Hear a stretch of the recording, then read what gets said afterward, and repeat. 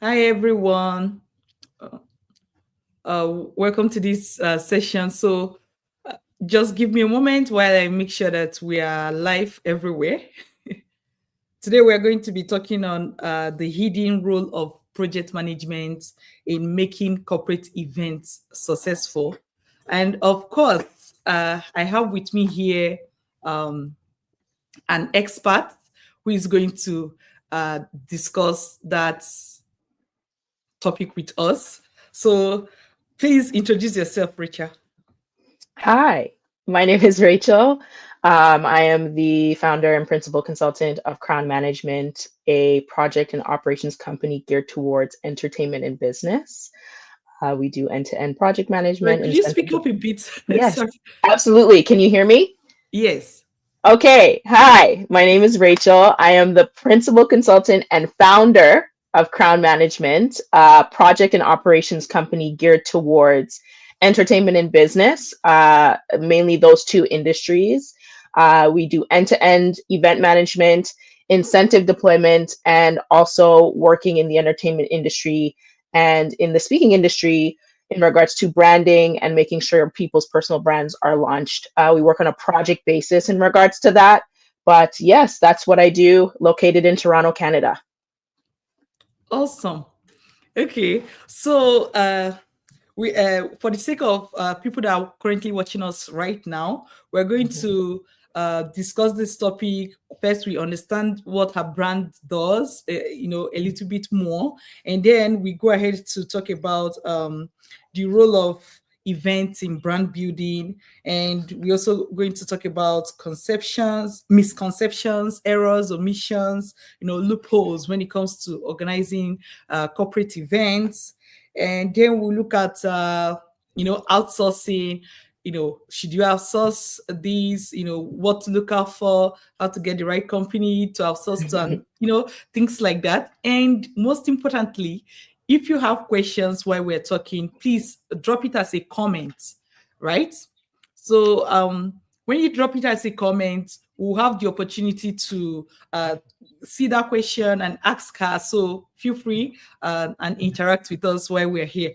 All right. So back to you, Rachel. The question I have for you is could you tell us more about your project management background? I see you've worked with a lot of companies and clients. Right. So, project management, I usually say that everybody's a project manager. If you can go through a whole Saturday with cleaning your home and organizing and stuff like that, you're able to do that. So, I've had immense administrative experience, and with that, it kind of propels you into project management, which gave me a lot of experience. I had to cut my teeth a lot on the ground and then work my way up, and collecting those infinity stones, kind of like Thanos from Marvel, just to make sure that I'm getting the proper experience. And then, of course, as you have seen, Dr. Linda, I've worked in various industries. So I've worked in music, I've worked in film, I've worked in financial literacy, I've worked with charities, nonprofits, I've worked in academia and research.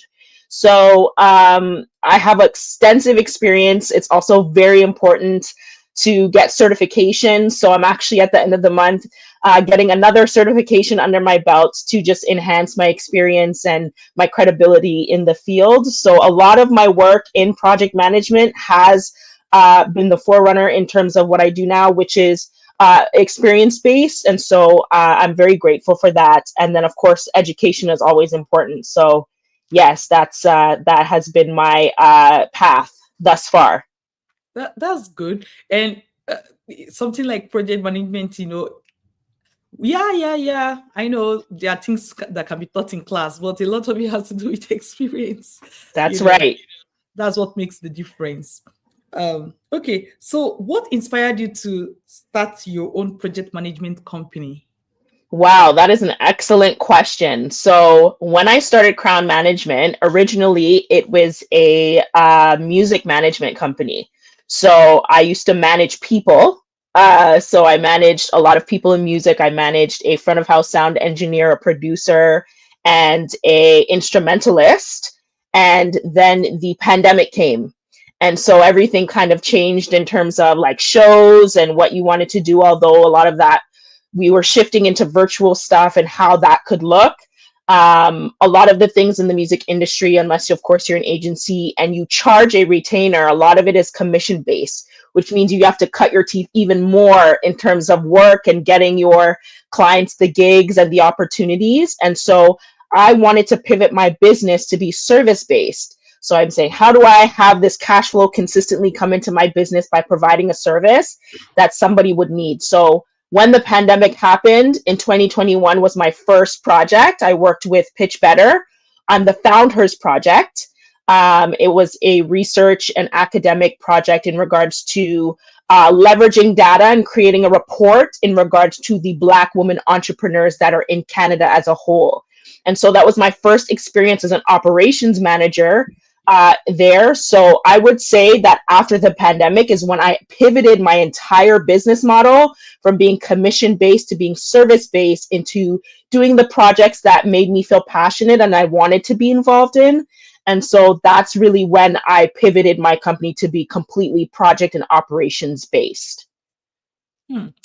That's amazing because when the pandemic came, a lot of businesses actually closed, and the Yes. truth is that it's the resilient ones that even found something to pivot to, right? So Mm-hmm. that's Mm-hmm. good to see that that happened at that point, Mm-hmm. getting you to switch to service-based business. Okay, so what services does your company offer right now? Great question. So right now I do end-to-end event management, which is something that is consistently part of my brand and something that I do. And I do the project management there, and will be shortly pivoting into doing my own personal events, which actually moves into the event production side of things. And I also do incentive deployment. So there's a lot of people that companies that exist and say they're doing a lot of research. So they're doing a lot of market surveys. Usually when you get a survey, especially from a organization, they say, hey, do the survey. You get a $50 gift card from Amazon. So I do have a vendor that I work with that helps deploy virtual gift cards and incentives to the people that you're surveying. And usually people hire me on contract to do that for them. And then, of course, I help with branding. So I do a lot of consultation, even though very secretly I still do manage a few people. But I am pivoting once again into just consultation. So people, need that negotiator in the middle in regards to, negotiating their contracts, making sure that they're getting paid. And so sometimes they need a front facing person that will look out for them. And so I do that as well, as long with creating a launch pad for them to market themselves, to brand themselves within the world online, of course. And so that would be getting that photo shoot done, making sure that that website is done, even doing some light pitching on their behalf, making sure that they're just branded consistently throughout. And as I'm moving into the consultation space in that area, I'm able to hand over those materials to that client and saying, you can fly on your own and do it for yourself.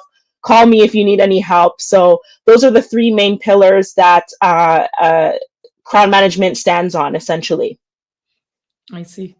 Mhm. Okay, so do you do, like, how much of events or organizing do you do, or event planning do you do? Oh, that's such a good question. So out of those three, that's like 70-80% of majority of what I do.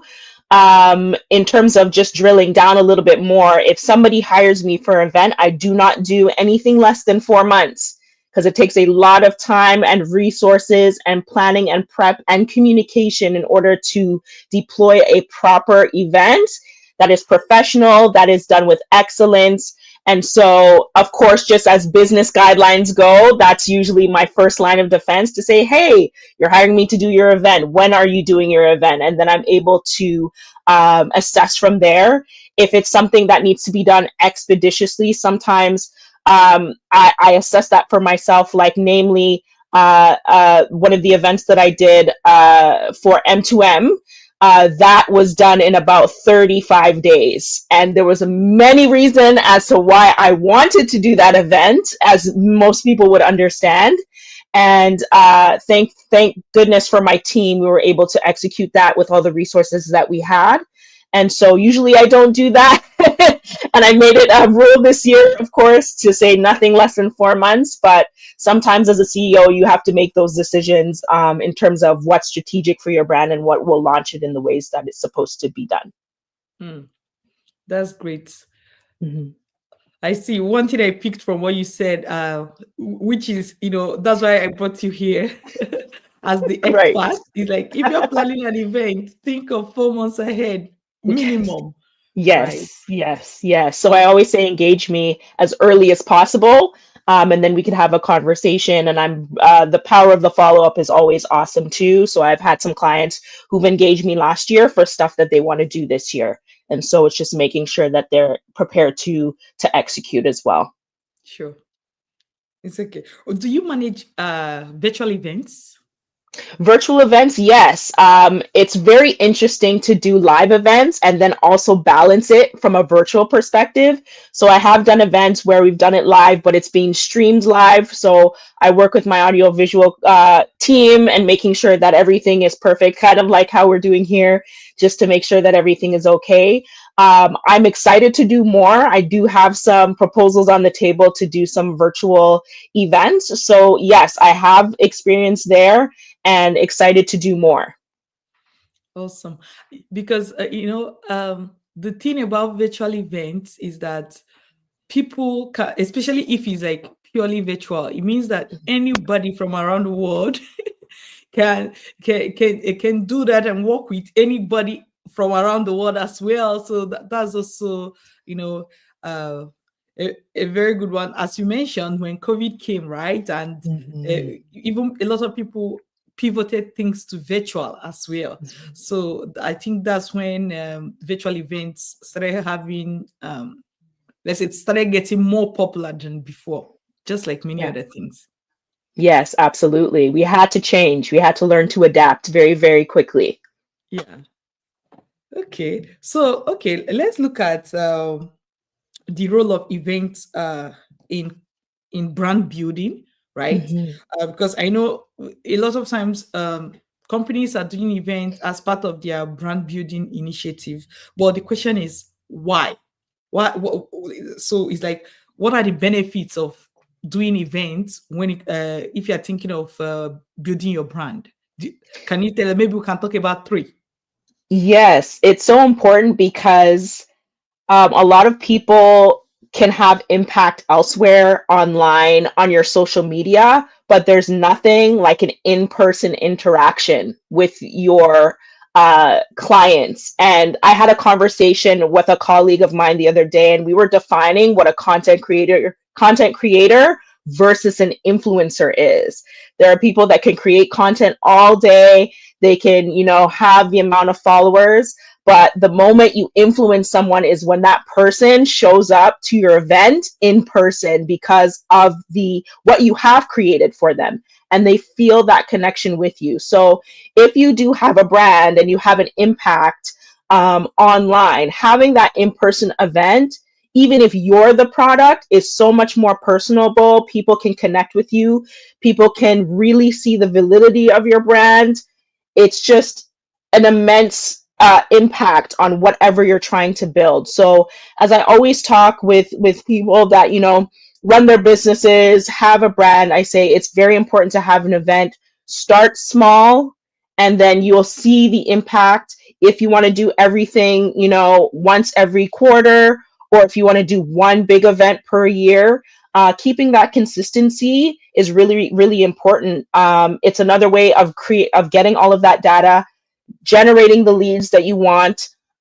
You can start even new branches of your business because you don't know who you're going to meet in person. There's only so much that you can do online, especially if you have a high number of followers. Some of those people don't even manage their own social media platforms. So a lot of that is coming through a mediator that is managing it for them. So having those in-person interactions are quite important to the validity of your brand, the validity of your company.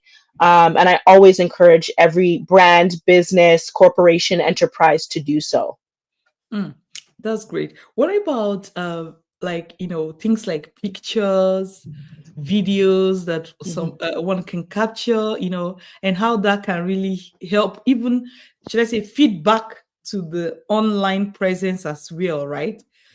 So for example, for one of our brands, we used to do this event once every year, and people will come, they will wear our shirts, and we'll snap a lot of pictures, and then we come back online and we post.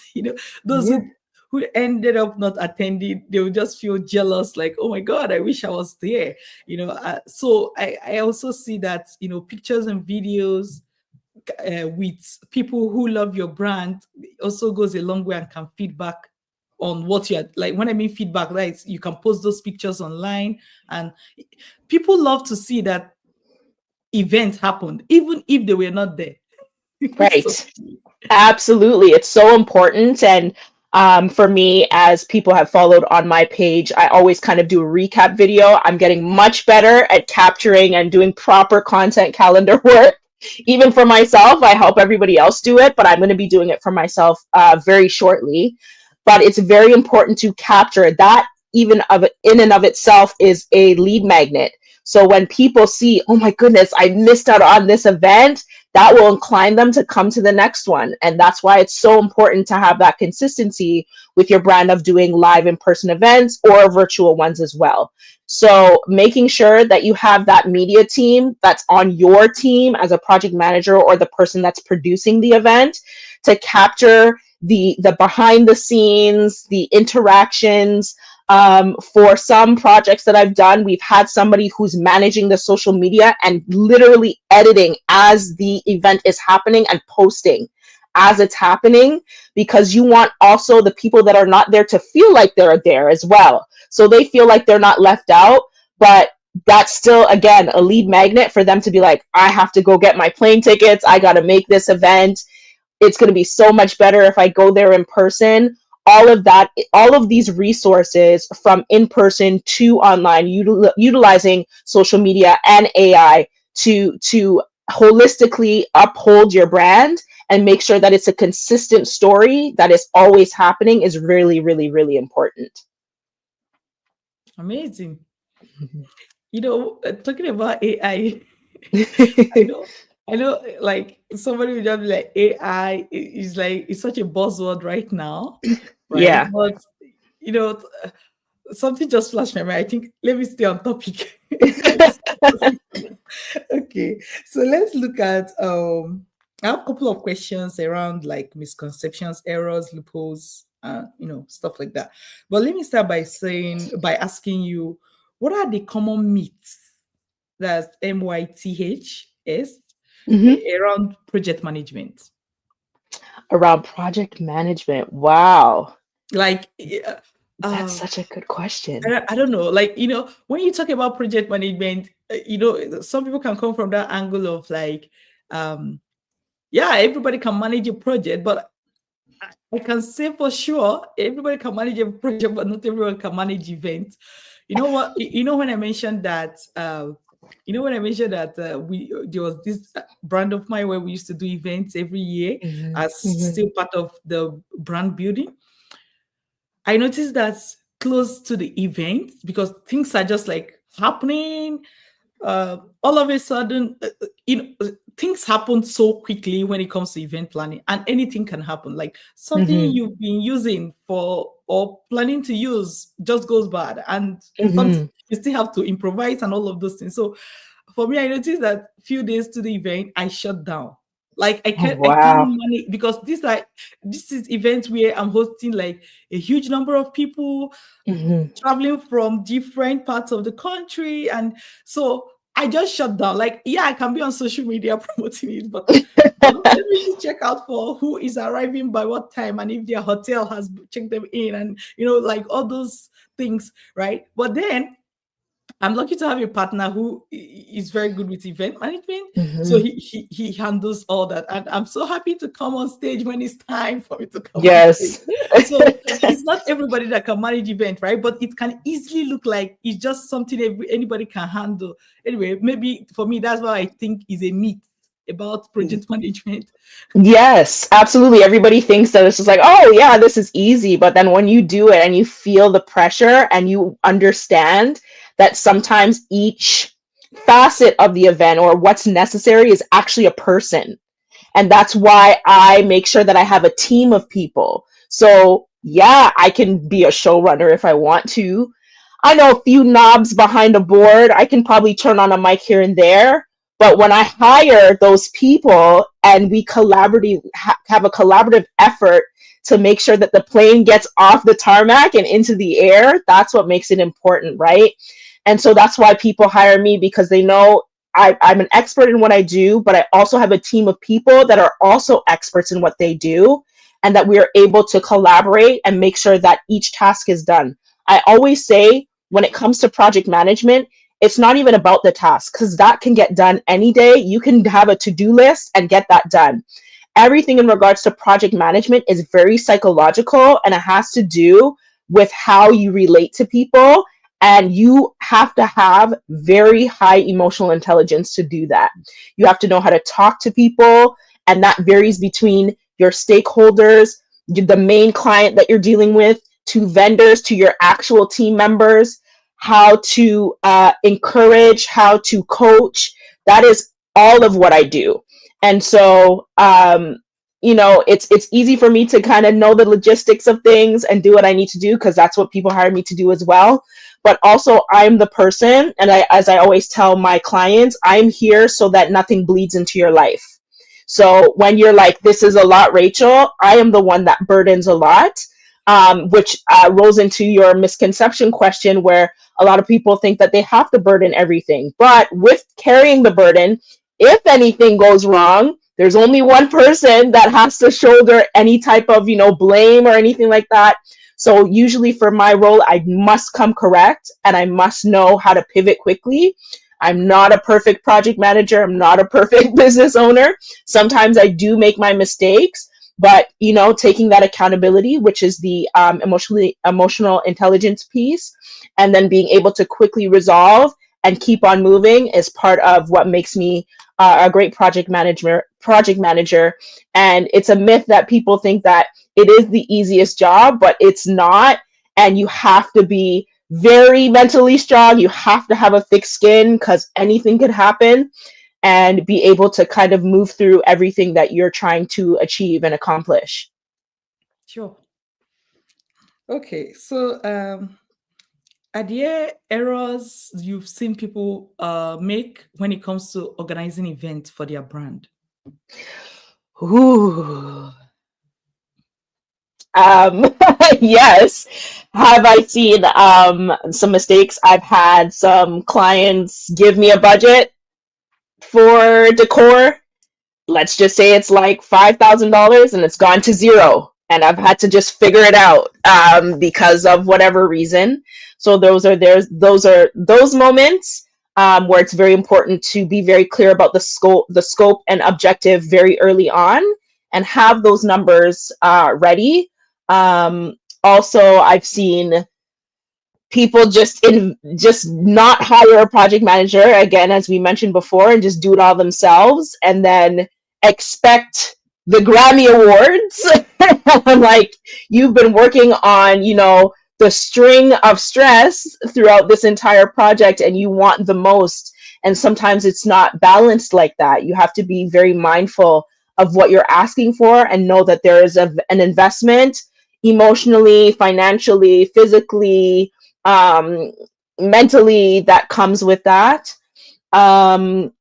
I've even made errors where I've, sent out a whole bunch of batch emails, and one person out of that batch was not supposed to get that particular email. And I may have gotten a response back that wasn't particularly kind. And I've had to resolve that, speak to the client as well, acknowledge it, and then smooth it over, continue moving, and reconcile that relationship during or at the end. So it's all a learning curve. So lots of errors either being made by myself, and that's the great part about the path of project management. You learn, and you just keep getting better. That's the only way that you can go, is up. And then I've seen other people just not have the knowledge, or they don't know how to do events. And so when I come in with expertise, sometimes it's hard for them to kind of align. And so I have to encourage, give my best consultation and advice during the process as well. I see. That's good. Okay. So here, let me look at omissions. What I mean by omissions, I mean, so somebody's organizing an event. Let's say they are organizing it by themselves, right? And Mm-hmm. so, for example, maybe you can give an example based on you've attended an event before, and you're like, oh, this thing was supposed to happen, but it didn't happen. That's more like, what are the omissions that people do when they organize events by themselves? Wow. So again, I think it's more people based or department based where people are like, "Oh, we don't need that. You can do it." I said, "No, you really need that person." So recently I just did a gala that was incredible, and my showrunner at the time and I still go back and forth on this. The gala was on in February, and we're ready to go. And initially, when I did my volunteer process, I usually aim very high and get a lot of volunteers because anything can possibly happen on that day. And I time block a lot of things. So if I don't need that number of volunteers, I just send them home. I tell them that thank you for being here. You weren't needed for the whole day. Some of them stay for me just to help, or they do go home and go to other engagements. But that day, my showrunner had convinced me we don't need that many volunteers. It's totally fine. The day of the gala was the 30 centimeters of snow that happened in Toronto. And the next day was the plane crash that happened at Pearson Airport. So I was very grateful. We still packed out the gala. It was fantastic. But during that day, because it was so hard for people to get to the venue from wherever they were, a lot of my volunteers started dropping out. And so I didn't have a lot of manpower in terms of setup on that day, which means as events always happen, it always happens. It's always chaos leading up and on the day. I didn't have a lot of manpower. So a lot of the things that needed to be done that could have been done by a volunteer, I had to get on the floor, pack bags, put, decorations up, balloons, making sure deliveries were in. And so sometimes there's omissions that happen that are very important to prep for ahead of time. And so I learned that obviously for myself, but I always admonish that to my clients as well and to the team members, because sometimes I have my own team or I get put onto a team. So it's one of those things where, again, it's conversation, deliberation. And so some people think that they don't need something. And then when time comes to need it, they're kind of scrambling. And I'm like, this is something that you have to prep for ahead of time because you don't know when you're going to need it. Always have extra, always have more so that you never have to scramble if you have nothing. That's what I always advise. I get your point, which is Yeah. like, it's like plan for more because anything can happen. Event is always chaos. See why I can't handle it. I'm like, no, Yes. anything can happen, and sometimes somebody can come and feel like, oh, you didn't plan well, but it boils down to what you're saying, because it's like if you need two, it's as if you want to put three, or even Mm-hmm. maybe more than that. If you Mm-hmm. need two and you put two, you may end up with one, and then Mm-hmm. somebody can easily feel like, oh, this is missing, this is missing. So adding extra more than you need. So if you think you need 5 volunteers on ground, see how to maybe put 7, maybe put Mm-hmm. 10, because somebody Mm-hmm. can cancel, at the dying minute. It's not even only volunteers, I think, because when you say volunteers, somebody can think, oh, well, if they were paid, somebody can cancel on you for any reason now. Exactly. Exactly. Exactly. And that's So, why it's important to create that community, because I was grateful to have those volunteers who are just like, oh, we're just here to support you, Rachel. They're friends of mine. They just support what I want to do. They've worked with me before, and so they're consistent. But yes, I'm the same way. So I had 12 and 2 showed up on that day. And so it was crazy, but we got it done. Of course, attendees don't see anything, so they're like, "This is amazing, this is fantastic," and I'm like, "Oh, I'm losing hair." They don't know what's happening behind the scenes. So that's usually what makes my heart happy. Is as long as everybody else is having fun, I could deal with whatever's happening in the background. Sure. Hmm. Okay. Uh, are there better months in the year, day of the week, or time of the day to fix events? So we're looking at month of the year, day of the week, time of of the day to fix events. To fix events, every second counts. That's like the best answer I could give you. Um, Everything, you have to be as agile as possible to fix events. In terms of having events, I always say it's always good to have events over a holiday. So if you figure out how to produce a Valentine's Day event, smart. Christmas event, Mother's Day is coming up, figure out how to do something like that during the day of the week. Something close to the weekend always works. A Thursday night always works because somebody wants to do something before kind of the weekend. Saturdays always work. Sundays always work. It doesn't matter what type of event. Sundays are actually pretty good for weddings, contrary to popular belief. Um, Sometimes weekdays too, earlier in the week. Saturdays will always be busy for weddings too. Um, and yeah, like people will show up for what they are interested in, I would say. So yeah, in terms of having events, but fixing events, you're always kind of a fixer in the moments, and you have to, again, as a project manager or a member of a team, a producer, there's always something to fix, to tighten up, and also always listening to your client on their needs and what they want is very, very important, and always accentuating their vision of what they would like to see. I see.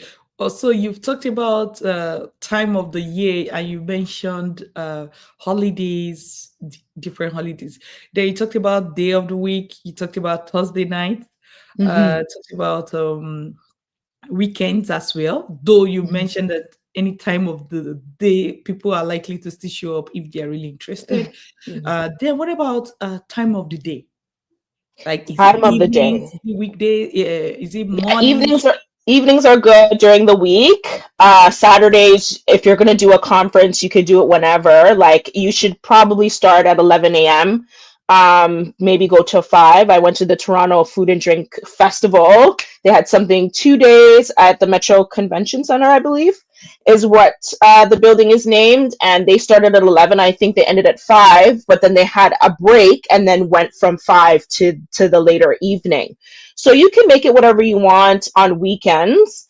Thursdays, again, if you pick a Thursday, Friday, having something late, being mindful of traffic for people. So some people are able to leave work early. But if you want to do something for seven, having the doors open maybe 6, maybe 5:30. Sundays, midday, people are religious. Sometimes they have church in the morning. So if you're gonna have a wedding, like starting it at around noon would work. 1 o'clock is great as well. So time of day is very important. It's really good for evenings during the weekdays, and weekends you could just imagine what you would like it to look like. Okay, thank you very much for the insights. All right. Okay. So let's look at uh ways to organize events on a budget. So sometimes when we talk about events, of course, you know, the amount of money needed to make this happen always comes to mind. But Mhm. since we're also talking about like encouraging entrepreneurs to consider events as part of their brand building initiatives, right? I know the question that can be on somebody's mind is, well, I don't have lots of money, but I really want to organize events. What are the tips that you have for this person? So good. Great question. So, a phrase that I always tell my clients, I tell them, you can have whatever you want. Are you willing to pay for it? Is the question. And being mindful of what certain things cost, because sometimes they do it themselves and then they're sacrificing their peace of mind to save that money, to not hire a project manager and just do everything themselves. And so they do get overwhelmed, but then they understand the investment of an event producer or an event project manager, and they're like, oh, okay, I see what's happening here. If it's very important to have a budget and be very clear upfront what you're willing to put into your event. So being very clear about that, looking at venues, looking at the scope of work, how long everything is going to take to plan the event, decor. If you're going to have panels, what's that's going to cost in terms of booking, travel, housing the individuals that are going to be there. All of that is very important. If you're going to hire a full-scale AV team, if you're going to do it in person and then make it virtual, so you're streaming it, all of that needs to be considered. So letting the client know upfront that events do cost money, and what they're responsible for financially is very, very important. I always tell, the for-profit businesses, this is what it's going to cost. If you're going to ask for the Grammys, be mindful of having the Grammys budget. And if you don't have a Grammys budget, you have to be in the mind frame of trimming the fat, which is part of what I do. So I could say, yes, we can have this, but it might not look exactly like this, but we can get a form of this, and it might cost you way less. We're going to make sure that it's cost effective for you. And so it's very important to have those very upfront conversations very early on with the client. And I always do that. I'm very honest with them. And then I'm able to trim the fat where it may. Sometimes, my clients are pretty great, or we're just like, hey, we can't have that anymore. We're going to have to downsize or scale out. They're usually very, very good with that. I've been able to negotiate as well with nonprofits and charities, because some of these places have preferred pricing, or whoever you're asking, they have a price list in regards to, this is what I do for charity, this is what I do pro bono, whatever the case may be. It's having those conversations and communicating effectively to make sure that the client gets what they need, but they're very honest and clear on what they are going to get. I see. So, what I picked from what you said is like, there are various levels of events, and there are like, what determines the type of events you are going to get is your budget, right? Right. So if you have a small budget, maybe think of a smaller event instead of like thinking of a big event and then complaining about the budgets. That's right. Then Absolutely. you mentioned trimming of fat, which I believe is like cutting down on things. What are the common areas that somebody can think of cutting down things so that they can have a low budget event, supposing cost is a problem? Right. So it really can happen anywhere, to be honest. Like, it could be decor where, it's just like, oh, we have all of these things, and do we need all of these things? Maybe you just have the photo booth and you have the registration table, and that's the cover, and then a few tables, and that's great. It's not an extraneous thing, but that might be important to you, so you might be heavy on that. And maybe you're like, we need a venue, and it's like, oh, I kind of like this venue. Oh, but it's $10,000. Maybe we can move to this $7,000 venue. It's smaller, but at least a lot of that money can be moved around elsewhere. Or you're like, I really want this speaker here. This is their charge. We can have a conversation.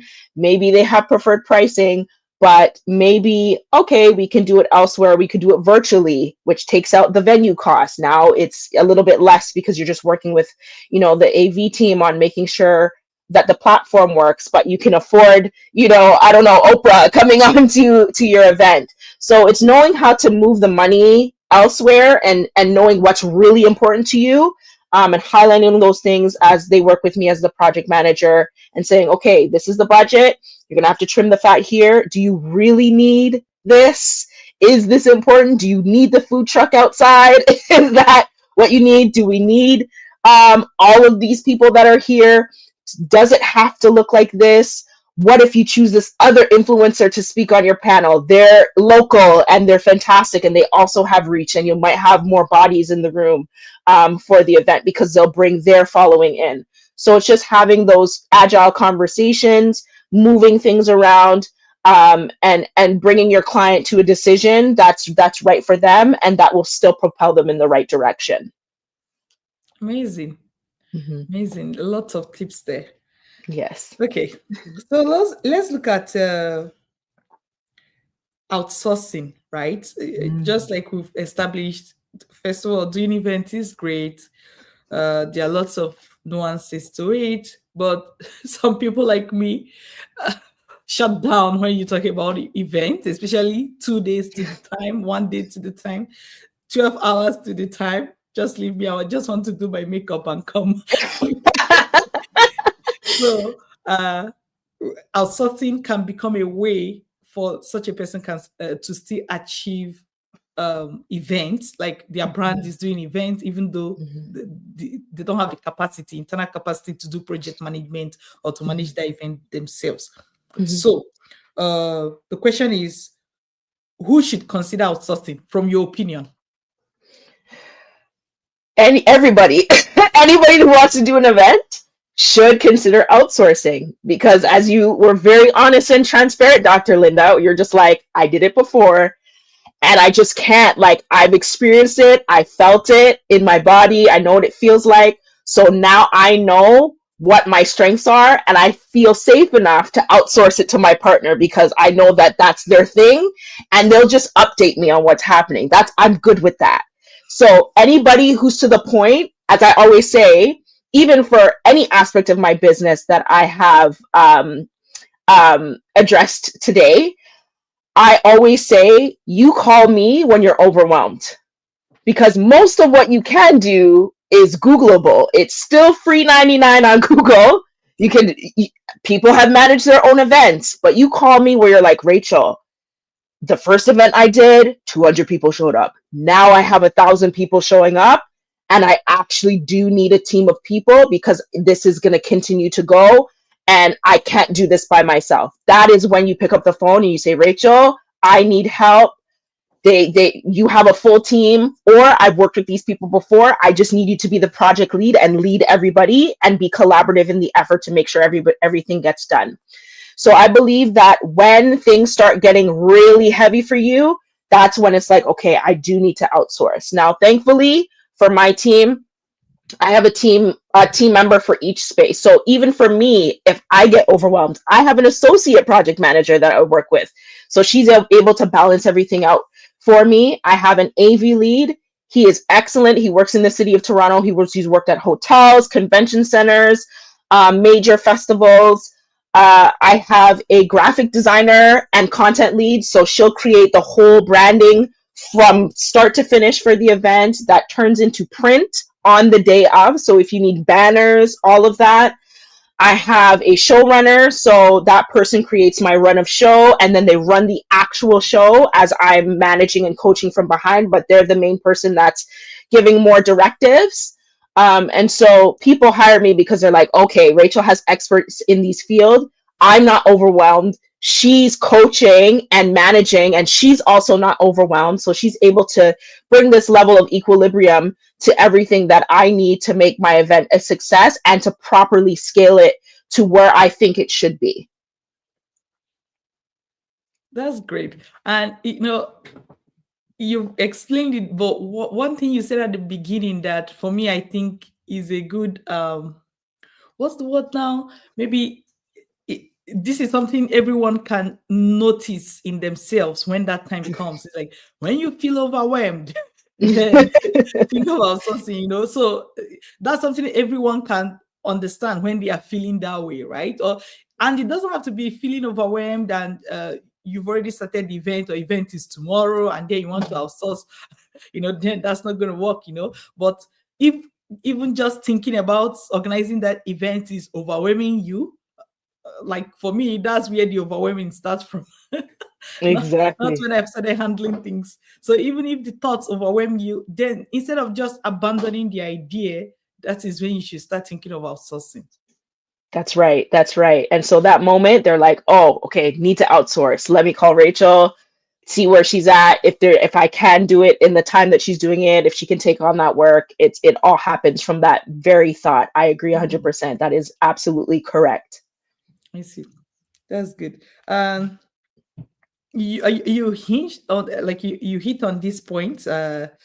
Why do people outsource events? I think you talked about it already, like, but I can ask you again so that maybe we can just shine more light on it. So Yes. why do people outsource event planning? Overwhelm, um, to scale their business even more. Again, as we talked previously about doing events for your branding. So making sure that the brand is amplified in a way from a grassroots level. And then, of course, if you do it the right way, making sure that that is captured well throughout so that it reaches the outside masses and you still engage your online community. Um, there's so many reasons why people outsource. Um, yeah, it's the scaling is the biggest part where it's just like, okay, I've done everything that I can. How do I lift this up a little bit higher for my business, for my brand? It's very important to do that and to connect well. It's a very personal, your brand is your brand. It's always going to feel personal. And so being able to share that with whoever you're connecting with in your community and in your business is very, very important. That's good. And one thing I also notice, even in terms of why people outsource event planning, is because if you're not like an event person per se, like, you may not even know what you don't know, right? Like, Yes. you don't know what you don't know. So it's difficult to imagine some certain things. So, for example, I was talking, I was in a space, somebody was talking about speakers' videos, like people who Mhm. came to speak, to send their videos to them. And the person was complaining that, oh, the last time I spoke at a particular event, the video they sent to me, I couldn't use it. I'm saying what the person said. Mhm. They couldn't use it because there was noise, background noise in the Oh record no. of the Yeah. speaker's video. So because of that, the speaker couldn't post the video. You see, so this is perhaps a speaker that would have posted that video, helped to even expand the brand of those that invited the speaker to speak, but the speaker couldn't post that video because of background noise. Now, I believe that this is something that can be identified after the event is over. Mhm. Like, oh, event is over, you see that video is not like, there's a lot of background noise, but Mhm. you, you don't maybe you don't have the resources to start cleaning up, or it's too bad you can't clean. Too bad you Yes. can't clean. So you don't know what you don't know, and Mhm. sometimes you are going to find out late. Okay, then I have another confession, still you don't know what you don't know. This was maybe 11, 12 years ago, right? Mhm. So started this thing, Dr. Linda's show. This is way back. I was still in the university, and saying university because I went to med schools, Mhm. dental school to be precise. So in my country, dental school is 6 years officially, but Mm. for no fault of yours and strike and everything, you ended up spending 7 years, 9 months. So my point is, sometimes when I say I was still in school, somebody can think of regular program, but we turn to grandmothers inside school. Anyways, that said, so I was doing this thing where I would invite some young people, because I was very popular online those early days. Mhm. Invite Mhm. people, and then I'll be like, okay, I'm going to have like a lunch with the person and have some conversations. So I did the first one, did the second one, and to select the people that come, I usually run a contest. This just is story. But what happened was, one of the time I decided that, okay, I was going to have everything, a record, like the behind the scene, the lunch and everything. And I was like, I'm still amateur in event planning right now, but Yeah. I was way, way, way, way, way not knowing what I was doing, but I was just Yeah. enthusiastic. So I just brought in camera person and some of the people. Let's say maybe about 3 team members. But you know what happened? I couldn't post the video. because No. of noise. So we had Yes. to move from one place to another, like along the way, like we just did like a reality show kind of, right? Oh, wow. Yes. But I couldn't use the video even once because of noise. In fact, the videographer did not send me the video. Oh, He's like, this is no. too bad. We can use it. And guess what? The I've spent all the money I needed to spend to make this thing work, but I couldn't get the episode. And of course, it killed that dream quickly. At that point. So the thing Yeah. is, you don't know what you don't know, and you may find out late after you spend a lot of money, and the things that made you want to do that event, you're not able to achieve them because you didn't think of outsourcing early. So that's also Mhm. because you may I knew what I wanted to do. We're gonna have lunch, we're gonna eat. You The light was too hot, we're all sweating. So how are you going to use that so just putting it out there, right? Because I'm sure some people, they, like, when you say outsource, it looks like, oh, I can't do it myself. But be very sure you know how to handle events. If not, Exactly. you may end up killing your brand. That's what I say all the time. Even when people hire me, I say I have to be 17 steps ahead of my client, and then I have to have the brain of all of my team members and be 17 steps ahead of them. So there's my gears in my brain are working for like 4+ months all the time to get that project done, right? And so there have been those moments where the sound has been off, where like nothing is happening, and you're like, what's happening? And so you learn from those moments where it's just like you have to have a sound and camera test. You have to come 2 to 3 hours early to the venue, make sure everything's done. You're doing a conference, you do a rehearsal of the entire show from top to bottom for the 2 days or the 3 days that you're going to be there. You come there very, very early, make sure all the mics are clipped, all of that. And then, personally, for me, as per a lot of people have seen my LinkedIn, for most of my projects, I put a wrap report. So it's very, very important to know from top to bottom how the levels of the project went. And usually at the end of my wrap report, I always put a lessons learned page. So that is a culmination of the post-mortem meetings that I may have had with the client themselves or the entire team, or just a few feedback loops that I've probably gotten from attendees of the event to say, okay, this is what we learned. This is what you need to do moving forward. So that happens usually if I don't get hired as a project manager moving forward. This is what you need to do moving forward with this particular event that you do annually or quarterly in order to scale it better, to succeed, pay attention to, which will get you, I don't know, more opportunity, more funding for your event, all of that. So I always make sure to, from experience, as you eloquently told your story, where to tighten up and then moving forward, because every circumstance is different. Every event, every client is different. So I make sure that that lessons learned is always given to them afterwards as well. Awesome. Okay. Um, what is it that your clients like about your service that get them to keep coming back? Great question. Um, Highly organized, very, very organized, and again, less on their plate. So I take a lot of that off of their plate, and so they're just like, oh, okay, Rachel's got it. And I always make sure that I'm in contact with them and make sure that they're updated on what they need. So they love that about me. They like my peacefulness, my calmness, my personableness as well.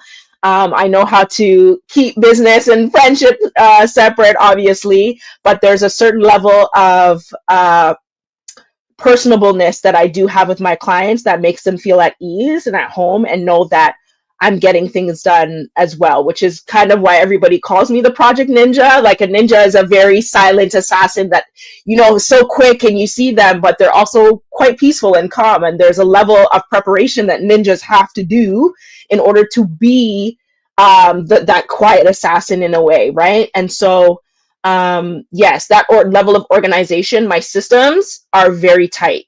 And so they really appreciate that. And I keep all of my client folders and portfolios for like a year and a half. So if anything happens, even though I offboard to them successfully, they can always call me back and say, hey, where's that vendor? Or do you have the link to the WeTransfer of all the pictures that we have? They can always come back to me, or even ask me for suggestions. And that's part of my end of consultation that I usually just give to my clients if they ever need to tap back in with me. Awesome. Yes. Awesome. So I just want to say for those that are watching us live right now, what's one question do you want me to ask her? Please drop that question as a comment. I'm going to see it and I'll pick it up from here and ask her. While we're waiting for the questions to come in, I have questions for you. What's your vision for your business? Oh, vision. That's such a good question because it could be anything. And it could be ever changing. My vision for my business is I want to establish crowd management as a firm in the future. I want to be able um, to run it as a firm slash agency. I want to equip all types of project managers, whether that be technical or non-technical. Obviously, I'm non-technical, so I'm in the creative field. To be able to get the contracts into the office and lead them. I also would like to heavily have a cornerstone of education. So when people come to me and they're like, I want to do this, I want to be able to get them into the Project Management Institute, make sure they get certified, get all of the certifications that they want. So that's the vision in the future, to do large scale events as well, help with branding. Also, I know my business will probably morph and pivot again. So I'm just excited to see that. But in the near future, obviously, to continue to be an expert in this field, particularly, and to produce my own events. I've produced everybody else's events. So now I'm, doing the groundwork and market research and finding it very important to start producing my own events. So I'm very excited about that. Okay, thank you very much. That's a great vision. Mhm. All right, so we have I think message from her network. Rachel is the best of the best. She's in the league of her own. Okay, Oh, great. thank you. Yeah. And she has a question. Can you help us plan international events? Yes, absolutely. I know I'm probably going to drop this at the end of the episode, but you can always message me on Instagram. It's crown.mgmt. My email, I believe that you can send me a message through my website as well. I am on LinkedIn. My name, Rachael Baptiste, as well. You can send me a connection request and a DM. I'm really easy to get a hold of. I'm always monitoring my communications channels. So, yes, I absolutely do international events. I could plan remotely and then, of course, make it exactly to wherever you are internationally. I usually come a month before, weeks before, just to make sure everything's together. And even during that time, I fly in and out. Valid passport. I drive as well. I love road trips. So, yes. Okay, thank you. So, yeah, the answer is yes. Yeah, and her network, feel free to reach out to her. I have included her website. I think because when I went to your website, I was able to see link to your, LinkedIn, link to your Instagram, link to your Facebook, and Mhm. also like a contact us form. Mhm. So for me, I think is actually the best place for someone to reach out to you. Mhm. If not for anything, for consultation, because as I mentioned, if you're not an event person per se, or when we talk about not knowing what you don't know, if you have questions, feel free to reach out and you can hit it up from there. Okay, let's see. Yeah, I'm still looking to see if there are any other questions. But while we're waiting for any other question that may come in, the question I have for you is: what is your advice for entrepreneurs?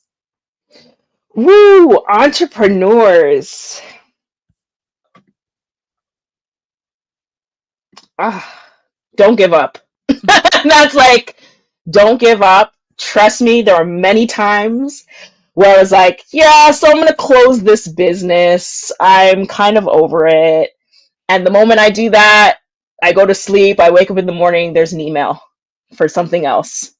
And so it's always having that perseverance and diligence, and to know that what you're doing matters, shutting out all of the outside noise. This is something that I had to learn extensively, because sometimes, we look on our social feeds and you're like, oh, look at that person or whatever else. Being secure in what you're doing and knowing that your path is yours. Your path is a fingerprint.